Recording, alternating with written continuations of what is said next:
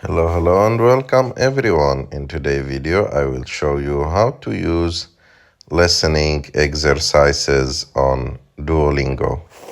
So to do this it's very simple. You have just to go to Duolingo, open the app, and after that click on the three dots on the bottom right of the screen, and after that go to practice. And as you can see here, there is lesson, the option lesson. Click on it. And after that, you will start the listening exercises here. I hope that you like this video. If you like this video, don't forget to subscribe to our channel, to like this video, and see you in the next one.